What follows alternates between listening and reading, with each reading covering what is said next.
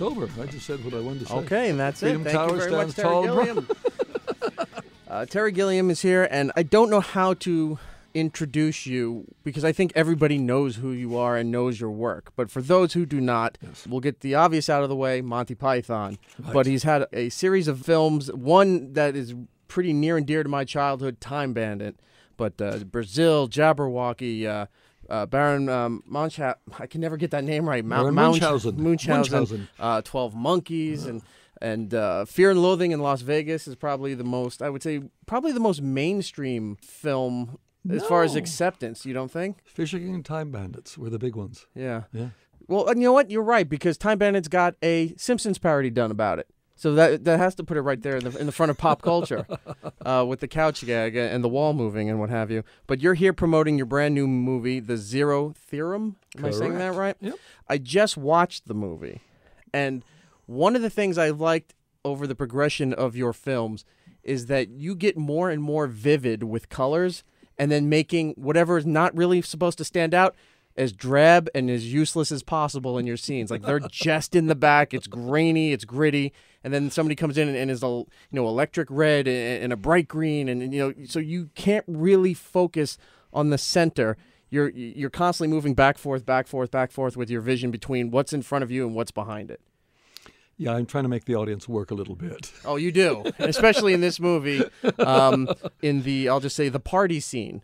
You're constantly, you can't focus. You're trying to see everything and grab everything as you're moving along, and you do these unique angles, and you can't focus. You got to, if you don't have the movie when it comes out on DVD or on demand or whatever, you have to go back just so you can see what you missed. There's so much going on. This is my clever plan. You have to buy the DVD and watch it 10, 20 times. You just irritate everyone in the theater. It's like, 4 things just happened. They might tie into the story. I don't know what that guy was doing because I was watching this girl over here. Exactly. No, because we live at a time where people have the ability to watch a film again and again and again. Yeah. And so hopefully there's enough to lure them in on one viewing that they might watch it more and more. I find this film in particular has, the people who've watched it more than once, 2 or 3 times, get a very different experience from their initial experience. A lot of people don't even like it at the beginning, but just out of curiosity because they've liked what I've done in the past, they'll give me a bit of slack and watch it a second time and then discover there's a very different movie there. I have to say, I think it's shot, I'll say, brilliantly sadistic in a time when everybody is so ADHD and can't focus on more than one thing at a time, or that you're doing a million things and people are trying not to see a million things, trying to focus, but they can't, and you're just taking it away from them, saying, no, you're just going to see everything I'm putting out all at once. If you got it, you got it. If you didn't, there's always next time. I thought people were training to multitask more and more. You think so, like, because people be on their phones and they're listening to a podcast and they're driving and they're doing all this stuff, but when they're watching something, they can't do that. A lot of people zoom in and you can't be bothered by everything else if you're watching something. And I think that's part of the thing with films. Both films are very simplistic in the sense they guide the audience who very, very calmly take their hand and say, now look at this. Now over here, pay attention. Here's another one coming. And I just assume people can be smarter if they work at it. So when I was saying about the vivid color and then the drab backgrounds, is that how you see things when you're imagining your work, or is it just because the technology allows you to do it as each film comes about? No, Zero Theorem, what was interesting is that I knew when we started it, there would be people who would compare it to Brazil because there are comparisons, there's connections. And Brazil was a dark, drab world with a man who dreamed beautiful dreams within it, hopefully. But I thought, now, this isn't a dystopia, this is a utopia. The outside world is colorful and bright and bouncy, and ads are everywhere. Everything is lots of color, except for the main character, Christoph Waltz, who is the black hole of the movie in a sense. He's the depressing character, the depressed character. And it's his, in a sense, reaction to this visual overkill that the world is. And that's kind of what I feel, having arrived now in New York, and we've just, on our way here, drove past Times Square. Right. Now, that's really wild. Our film is very calm in comparison. Well, when he goes out into the street, Yeah. It's like Times Square, it's like Tokyo, where it's overstimulation to the point that you no longer focus on it. It's like in New York, people don't look up. Yeah. So you miss the fact that there's, all this artwork or signs up higher up on buildings, but they're just used to, there's just too much going on. They're watching as they go down the street or on their phone, and they never look up and never see anything anymore. It's probably the only way you can survive in this city, isn't it? Right. What else you do? So everybody's just focused, and kind of like our main character, who's just focused on his need to get a phone call that's going to give meaning to his life. Right. And people are doing that. They're not actually looking at the world anymore. And it's one of the things that worries me, because we have all the world now on our computer screen. If we want to, everything you could ever dream of is there. Too much is there. And what does it mean for us? How much of it is important to me or you, and how much is just noise? And it was partly what I was trying to do in the film, is to create this frenzy of visuals. And the real story is about one man trying to either escape from the noise or slowly bring back his humanity as it arrives in the form of different people into his little chapel. So is it like you're saying where Cohen, right? Is that how you would say it? Yeah. Christoph Waltz character, being drab, the world is colorful, all this stuff's going on, and he's looking for a paradise, a Shangri-La, a heaven, if you will. And all this is there, but he's not realize. Is it that he doesn't realize all this is around him, or is he just blatantly tuning it out, thinking there's something better? I think what you've just said is that he's tuned it out because it's too much to deal with, and he just assumes there is a greater, deeper meaning than all of that noise. All right. There may not be. You have a fascination too, which is interesting, because I saw. I guess this is where the Brazil comparison comes into, about the company he works for is like. I guess at this time in the movie, it's the end-all, be-all of how society functions. They're the not even the big brother. They're just the police state, if you will. They're always watching you. They're controlling everything you do. There's one scene, without spoiling anything, where they went to say something that they put a folder up over a camera, and it's like, you can't say that. They always know what's going on. So everyone's always in this kind of panic state, very tense. And in Brazil, you had that as well, where one guy did something against the government, and now he became the enemy of the state there. Brazil, I think, was ahead of its time in the sense that right when you came out was when everyone started to think about that with the Cold War and everything. And it still continues, at least with some kind of subtle theme, up until this movie with your work. Do you see the world like that it's all being controlled by one kind of government? No, I don't actually, because I think what happened, Brazil, brought America homeland security so you can feel secure now. Yeah. But this isn't about government. It's about corporations. It's about corporations really run the world, not governments. Governments are sort of the puppet show that we watch. The real power is in corporations, and corporate thinking is one of the things that we all seem to be having to deal with, where you are being watched in places like the BBC and so many of the big corporations. It's called compliance. You're probably at Sirius in the station here. You don't have that problem, but big corporations are always worried about their image to the outside world. So everybody is encouraged to just say as little as possible, don't get involved, and let the corporation go. And so people tend to talk in limited terms. People don't say what they really mean, and that's totally corporate thinking. And that's why Mancom is basically a corporation. It's called Corporation Sans Frontières. It's part of, and it's about the collecting of information, which is what our friends Google and everybody do. Is Google ahead of the NSA as far as collecting information? I don't know. And which will use it for the greater good of society? I'm not sure. Matt Damon is in the movie for just a tiny bit, and I guess his character is just called Management. And I don't know if he runs the company or if he's just Cohen's boss for that level of the company that he's working for. It's his company. It is his company. He's the man. So is he Steve Jobs? Is he? I don't know who the guys are. It's an amazing portrayal of a Steve Jobs kind of thing. There's a lot of fear based around this guy because of the company. But when he gets to sit in the same room with management, there's sort of a weird humanity to him where he's reading the book and he just seems like he's a normal guy, but everyone's afraid of what this guy built. It is, but that's the way corporations, businesses work. CEOs are just like that. People are terrified of them. They're most charming guys. They're not about world domination.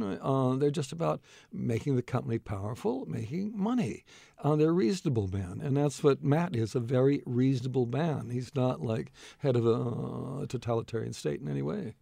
You've had also good fortune, too, where you're one of those directors that has I'll say a little camp in your pocket there, that you get to work with the same actors time and time again, Matt Damon being one of them. I love The Brothers Grimm. I went to see it in the theater. I don't think it got its due. Mm-hmm. But then you had a couple of films with Jeff Bridges, a couple of films with Heath Ledger, and the most notably the last film that he ever did. Yeah. Right, and then you were in last time for promoting that movie there. These relationships that you have, and some of these guys have become major, major stars that will come back and do your work. Is it because of you and your personal relationship? Is it they love the indie work and the indie scene, that there's not that much of it anymore without it being bought up by a company? I have the negatives of the photographs. That's why they come back. No, I mean, it's the people I work with that I really enjoy working with. It seems to be mutual. And that's the thing. And the great thing about the bigger they become as stars, they have enough money, they can afford to just come and play for basically next to nothing. Right. And that's how, in fact, Zero Theorem was made. I mean, Matt, I emailed him and said, I got a script, a small part. And he says, and I says, I'll send you the script. He says, don't bother, I'm in. Because it's only going to take 4 or 5 days of his life. Right. He gets to play something that's very different from whatever he's played, and that's what actors want. They want the ability to show their range. I mean, look at Tilda Swinton in this one. Yeah. I mean, she's extraordinary. She gets to rap. She gets to be bald. She gets to do many. Actually, no, she gets bald head. That's all. And that's what's nice. And we have a good time working together because I give them space. They always surprise me. And that kind of mutual support is just something that people enjoy being part of. Is there anybody that you haven't worked with yet that you wanted to? Or like schedules just never got together? Michael Fassbender and I keep talking about something or other. Yeah. We keep missing each other. I think Fassbender is an extraordinary actor. There's so many really good actors. And what intrigues me is to take actors that have gotten caught in sort of a rut doing the same thing, because that's why they're successful, and pulling them out and showing another side of them. I don't know. I don't think about it in the sense that, there's somebody I must work with. It depends on what the script is we're playing with, and is this person would he be interested in playing that part, and would it be a surprise if he played a part like that? I think like that normally.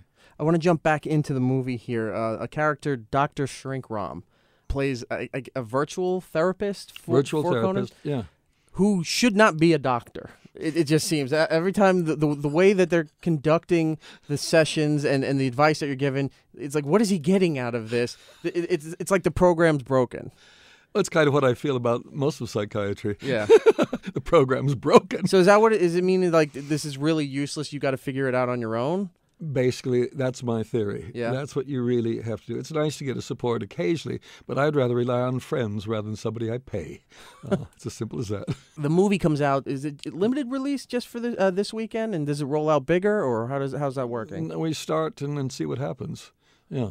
You've got to tread carefully out there. Yeah. There's big movies waiting to push you out of existence every week now. Yeah, you don't want to go up against the Avengers, or no, something like that. Well, we did that with Fear and Loathing. We went up against Godzilla. I thought, counter-programming. And it was a disaster. It was a complete disaster. So we avoid that now. With everything you've done, and some movies have been very successful, some have become cult classics. Do you ever think about maybe expanding back into television from where you came from? Because a lot of directors have seen some success with this. J.J. Abrams, Judd Apatow, Guillermo del Toro with The Strain right now on FX. It's a whole new age for television. It's not being looked at as, well, it's not movies anymore. Now people are looking, it's like, I want to do television. Do you think this might be a venture for you in the future, that some kind of miniseries or new drama or something? Well, it's one of the things that I'm doing while I'm here in New York is meeting with Richard LaGravenese, who wrote Fisher King. We have a script we wrote right after Fisher King that has never been made into a film, and we're talking about, can we expand it and make an 8-part miniseries out of what would have been a 2.5-hour film. we'll see what happens. No, because television is where the interesting work is being done right now. Right, yeah. When I saw this movie and your last movie, it made me think along the lines of something like David Lynch. You know, it's a little out there, but if you look close enough, you see what you're getting at there. And he had success with Twin Peaks on television, and he might even be bringing that back for a reboot or whatnot. This definitely seems like an avenue that artistically you should explore. No, I agree. I think it's also because it's fairly new what's happening, and it seems to be the bureaucracy hasn't become as tightly knit. They're taking chances. And also with cable, they've got the public's money before they make the program, which makes them a lot more secure. And in this way, too, if your vision for whatever project you're working on, it's like, well, I can do 6 episodes now, not just because of scheduling of actors or what have you, but it's like I need to think this part out a little further. We could do another 6 episodes down the line. They're doing these half seasons now, which I'm not too big a fan of, but I understand why for what they're writing and what they're doing. It seems like you have all the creative freedom in the world now with television. Yeah, I think you're right. I mean, I've avoided it because I do love the big screen. I like, putting so much detail up there, which you can't really do on the small screen. And yet, most people end up seeing my films on DVD. That's the reality of it now. So why am I fighting it? Let's just go for the smaller screen and see what happens. I tried to avoid this, and because I know you get this all the time, but for myself, I have to ask you one Monty Python question, if that's cool. Yeah. Fine. You just did the reunion over in at the O2 in England there back in July. I wasn't able to go. Will it be released in some form? And also, can you just tell me your experience of going back and doing that again? Yeah, well, you will be able to see it because it is going to be coming out on DVD. I've actually seen the show on DVD. Oh, great. And it's pretty good. The experience was quite extraordinary because I think none of us expected it to be, that successful. I mean, people, I don't think, believe it, but it's true that when we started, we said we'd do one show, and we penciled in a couple extra days just in case we sold out the first show, and it sold out in 47 seconds, the first one. So we then put on more, and it's still, then those sold out like that. So we ended up doing 10 shows, and it was packed. I mean, it was huge, and the audience loved it, and in the end, we really had a great time. It was like 30 years had disappeared. We were young again for a brief moment, doing the same stuff, having fun doing it, and getting away with murder, frankly. It was great. So I think the DVD, I think it comes out in November of the full show. That will be a chance for people to see it because it's not quite the same experience because being in that huge, vast auditorium, which is like 16,000 people there, was cozy. And you don't quite get the cozy feeling when you're sitting at home. Cozy with 16,000 people around you. It's titled Live Mostly in parentheses, and it's dubbed as The Last Reunion. Is that like until the next reunion? Because that's how Monty Python always worded everything. It's never over till it's over, but then it's not over. I don't know. I don't think so. None of us at the moment are thinking, literally, nobody is thinking of doing any more because we're all trying to get back into the lives we were leading before. It was a strange anomaly because, and I had dinner with Mike and John a couple weeks ago, and we were all almost saying the same thing. It was extraordinary, but it's like it never happened because it was so extraordinary and so unlike what our lives are at the moment. You just sort of switch off that part. It happened, gone. Yeah, it's very weird. It's always back there in the corner of your mind. It's a dangerous thing, as Mike Palin said. God, it must be what a dictator feels like when you're in front of that crowd. Terry Gilliam, thank you so much. The movie is The Zero Theorem. It's out this weekend in select releases. It's in your area. Please go and see it. It's an amazing piece of work. Terry, thank you so much, man. As somebody who grew up on your work, Monty Python, Time Bandits, and other things, it's just a huge honor for me to talk to you, and I really appreciate you taking the time out. Thanks, and I can tell the world he's wearing a King Arthur T-shirt. It's actually Holy Grail. It's a Banksy Holy Grail. Banksy stole us. God. Yeah. He's rich now. We can sue him. Yes, you can. Yeah, go let's for it. Thank you very much. Thanks. I didn't know Banksy had done one.